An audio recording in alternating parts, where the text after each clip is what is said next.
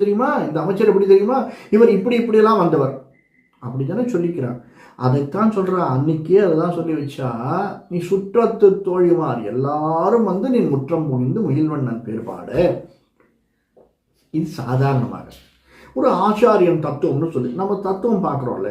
ஒரு ஆச்சாரிய தத்துவம் அப்படின்னா எப்படி ஆச்சாரியன் எல்லாரையும் ஒரே மாதிரி திங்க் பண்ணும், ட்ரீட் ஈக்குவலி அப்படின்னு ஒரு அர்த்தம். தெரியாதவனையும் தெரிந்தவனையும் அவனையும் ஒரு உயர்த்தணும்.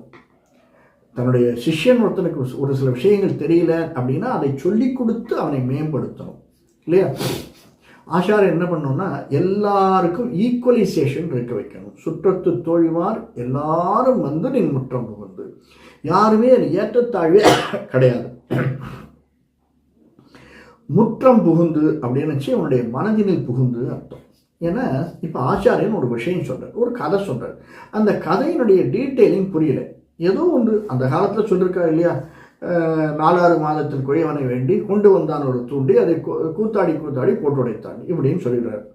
இவருக்கு என்ன சொல்கிறதுன்னே புரியல. 4 மாதம், 4னா 24, 4 6 10 மாதமா?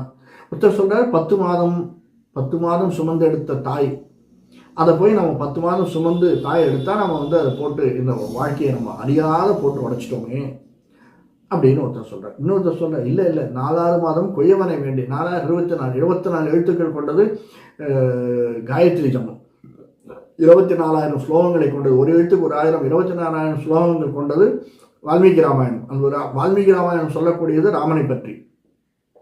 அந்த 24 அக்ஷரங்கள் கொண்ட காயத்ரி ஜபம் சொல்லக்கூடியது விஷ்ணுவை பற்றி. ஸோ அவனை பற்றி நாம் தெரிஞ்சிக்காம அந்த கொய்வனை வேண்டி கொண்டு வந்தான் ஒரு தோண்டி. அங்கெல்லாம் நம்ம எல்லாத்தையும் வேண்டி போகிற பிறவியில் பண்ணி இந்த பிறவிக்கு வந்துட்டு இந்த பிறவியில் அதை நம்ம கண்டினியூ பண்ணாமல் எதையோ இந்த லோக விஷயங்கள்லாம்